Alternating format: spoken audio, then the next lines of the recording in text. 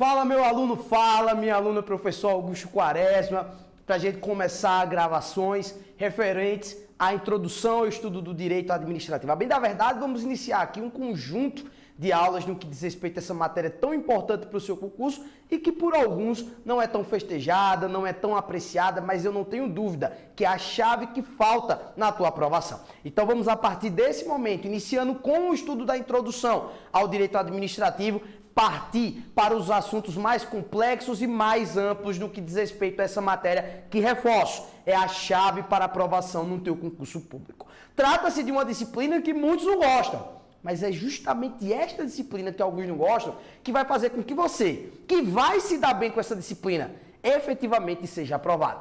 Vamos junto? Direito administrativo na veia a partir desse momento, começando aqui com o estudo referente à introdução do direito administrativo. Vamos demandar aqui acerca dos principais pontos, lógico, tomando por base aquilo que é mais importante e mais abordado para efeitos de prova nos teus certames, no teu concurso público, na banca da tua prova, no que diz respeito ao direito administrativo.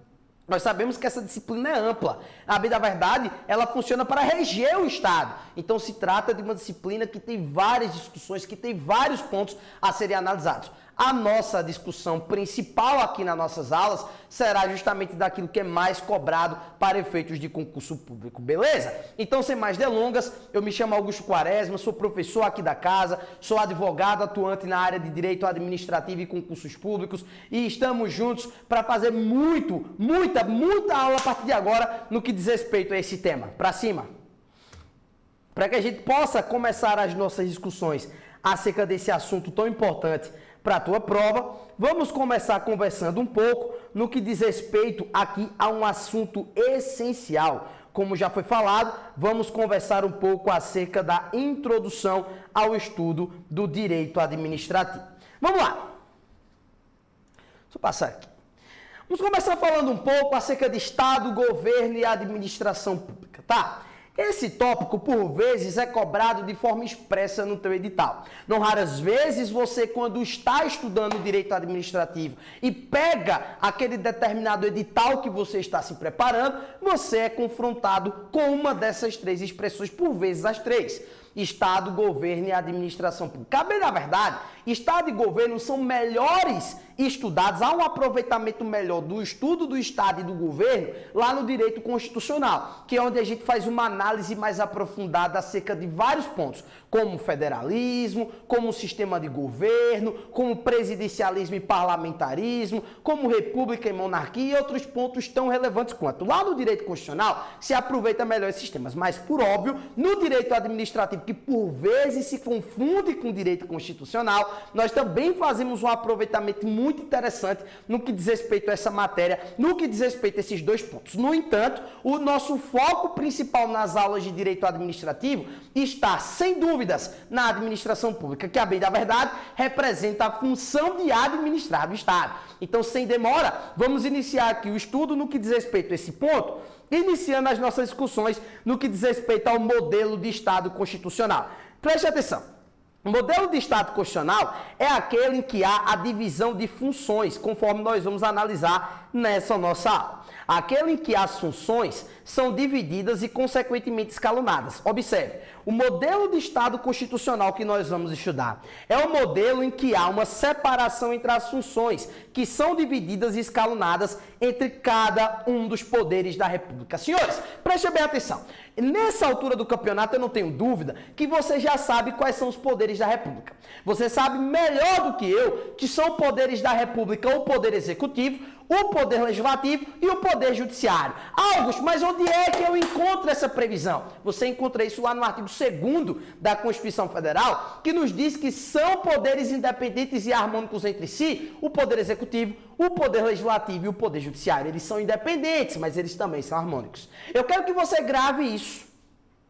Eu quero que você grave que os poderes que compõem a República são independentes, mas ao passo que são independentes, são também harmônicos. E por essa razão, por existir uma harmonia necessária entre executivo, legislativo e judiciário, nós temos uma consequência necessária, que é a existência de um sistema de freios e contrapesos que mais à frente será melhor aprofundado nas nossas discussões. Feita essa breve apresentação do assunto, eu quero que você observe também que existe uma crítica posta pela doutrina, e quando eu falo em doutrina, se de repente você está tendo as suas primeiras aulas de direito administrativo, os seus primeiros recortes, os seus primeiros estudos do que diz respeito ao direito, quando eu falo em doutrina, eu falo nos estudos dos professores de direito, nos mestres que lecionam, que discutem acerca dessa matéria. E quando se fala em doutrina, observe que quando se pensa em estudo doutrinário, existe uma certa crítica ao termo separação de poderes. Nós, na bem da verdade, temos 3 poderes. Como eu já falei, temos o poder executivo, o poder legislativo e o poder judiciário. Mas há doutrina que critica a expressão separação de poderes. E se fala, bem da verdade, que não existe uma separação de poderes, porque o poder do Estado seria único e indivisível. E por ser único e indivisível este poder do Estado, ele não poderia ser separado, ele não poderia ser tripartido, ele não poderia ser quebrado nem rompido. Ele seria um só. E o que existiria, na bem da verdade, não seria a separação do poder, e sim a separação entre funções. A separação de funções. Essas funções são as funções que efetivamente você precisa levar para a sua prova. E eu vou dizer mais. A função que você veio para a aula de direito administrativo estudar foi a função administrativa.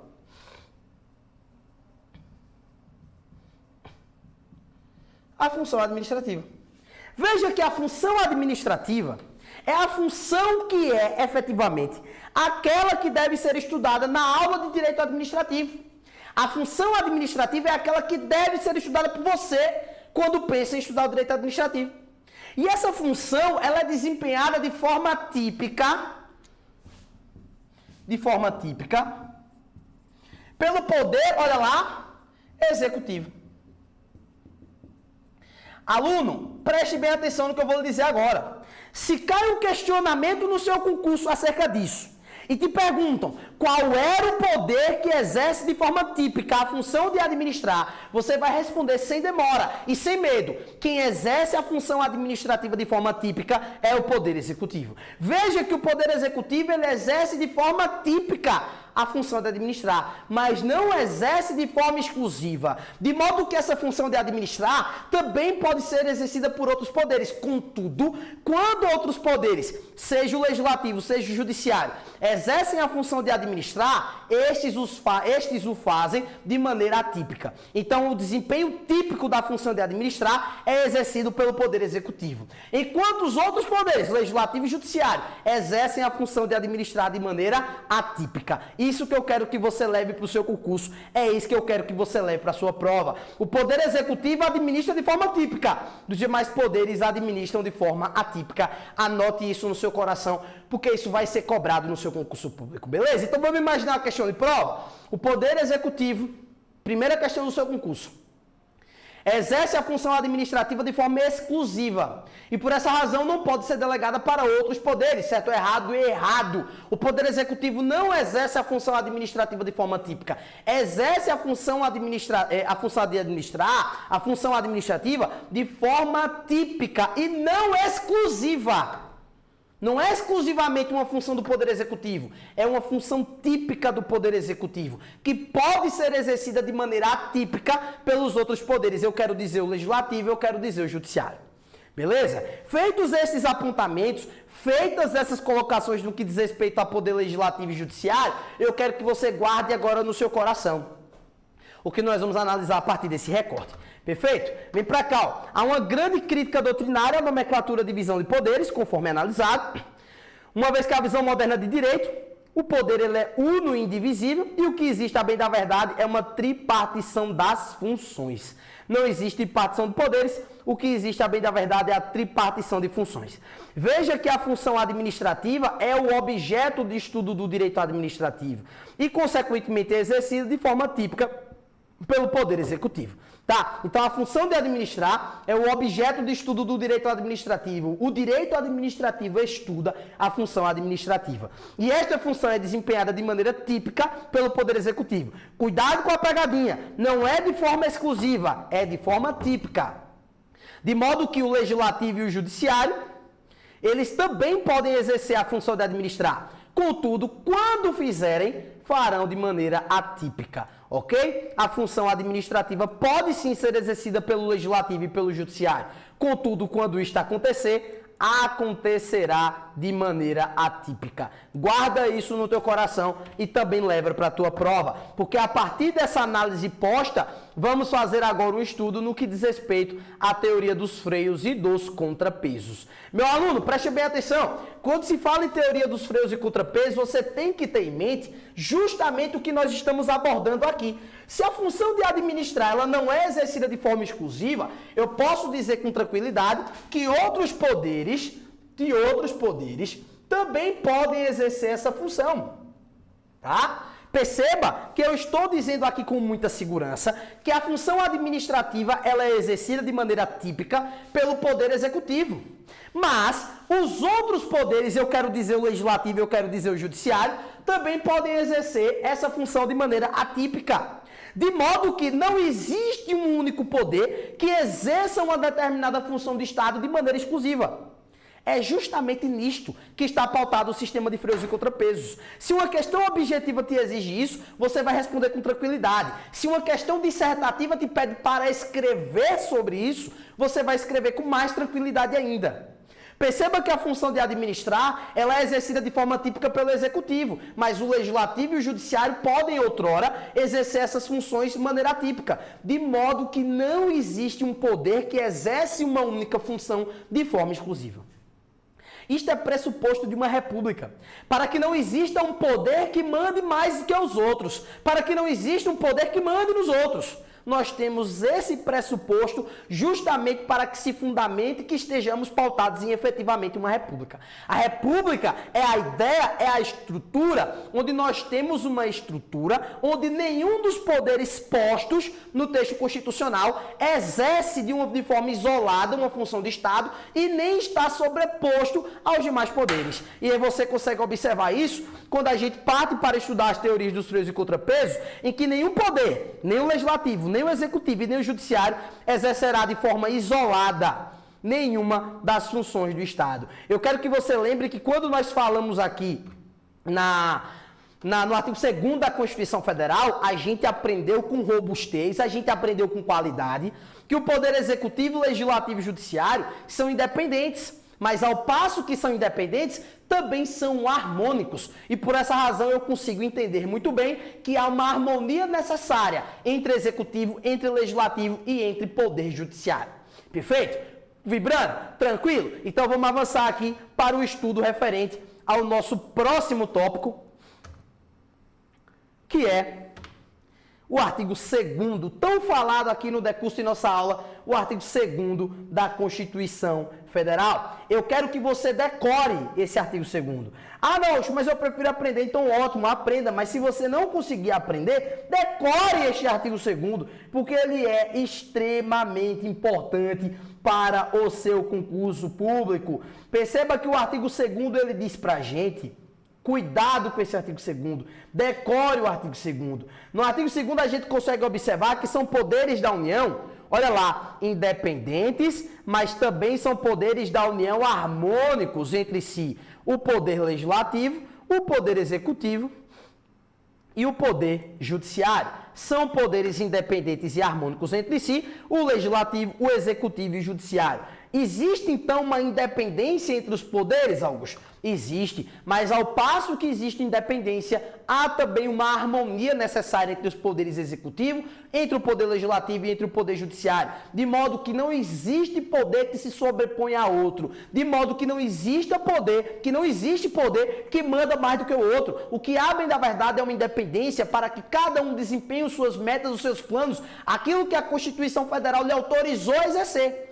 Mas não existe uma relação de sobreposição de um para com o outro. De modo que existe, a bem da verdade, uma harmonia que legitima o sistema de freios e contrapesos. Você quer um exemplo concreto e prático para que você consiga entender isso na prática? Observe que o Poder Executivo, o chefe do Poder Executivo, o presidente da República no âmbito da União, o governador do Estado no âmbito dos estados, o prefeito no âmbito dos municípios, os chefes da administração pública, que é o Poder Executivo, conforme já analisamos, exercendo de forma típica a função de administrar. Eles têm liberdade, independência para exercer os seus planos de governo, para exercer as suas metas fiscais, para exercer aquilo que precisa efetivamente ser feito para o povo e pelo povo. Mas, não raras vezes, no desempenho de todas essas atividades que aqui foram pontuadas, existe uma intervenção do Poder Judiciário em face do Poder Executivo para que de repente seja sanada uma situação de ilegalidade, para que de repente seja sanado um contexto exploratório ou que deixa de ser desenvolvido por parte do Poder Executivo. Por essa razão é importante ter em mente que o Poder Executivo de fato desempenha de forma típica a função de administrar. O Poder Executivo de fato desempenha de forma típica a função administrativa. Mas não raras vezes o Poder Judiciário intervém no desempenho dessa função típica do Executivo, quando o Executivo, por exemplo, pratica uma ilegalidade, pratica um abuso de poder, pratica um abuso de autoridade, e aí é necessário uma intervenção do Poder Judiciário em face do Poder Executivo. A isso, lá na frente, nós chamamos de controle.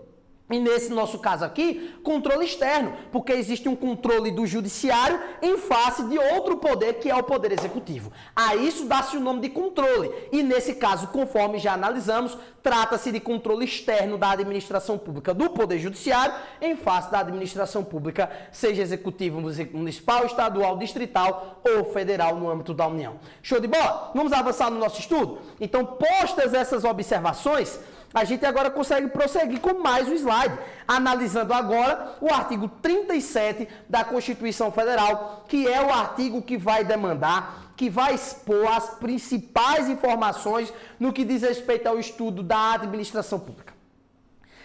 Meu aluno, preste bem atenção. Nas minhas aulas do curso presencial, eu costumo deixar muito claro que o Poder Executivo, que a administração pública, ela não se trata de um estudo codificado, como nós encontramos no Código Penal, como nós encontramos no Código de Processo Penal.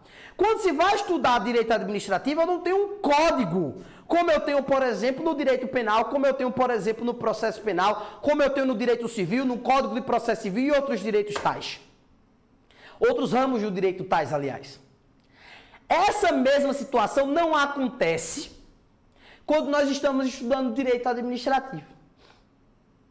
Estudando direito administrativo, eu quero que você perceba que nós não temos um código de direito administrativo. O que nós temos regendo essa matéria é o artigo 37 ao 41 da Constituição Federal, que você, aluno que quer passar em concurso, tem que saber bem, porque tem muitas regras que tanto se aplicam ao direito constitucional, como também se aplicam aqui ao direito administrativo. Nós vamos analisar várias delas, tá? Como nós também temos algumas legislações esparsas que servem para reger o estudo do direito administrativo, e eu te explico. Nós temos, por exemplo, a Lei 8.429/92, que é a Lei de Improbidade Administrativa. Nós temos a Lei 9784/99, que é a Lei do Processo Administrativo Disciplinar. Nós temos as legislações estaduais que regem as atividades e que funcionam como regimento interno de determinados órgãos públicos ou de determinadas funções de Estado. Nós temos outras várias legislações que servem para fundamentar e para reger o direito administrativo e que são estudadas no direito administrativo de maneira esparsa. Nós teremos aulas aqui de improbidade administrativa, nós teremos aulas aqui de Lei 9784 e 99. E nós vamos ter, por diversas vezes, aulas no que diz respeito a alguns temas do direito administrativo que não tem uma legislação para que a gente siga uma ordem bonitinha de estudo, como nós fazemos no direito penal, por exemplo, parte especial. Você quer estudar em homicídio? Você começa a partir do artigo 121 do Código Penal. Artigo 121, parágrafo caput, artigo 121, parágrafo 1º, artigo 121, parágrafo 2º com as qualificadoras, o artigo 121, parágrafo 3º, depois você faz toda a progressão do artigo 121, pronto, estudou homicídio.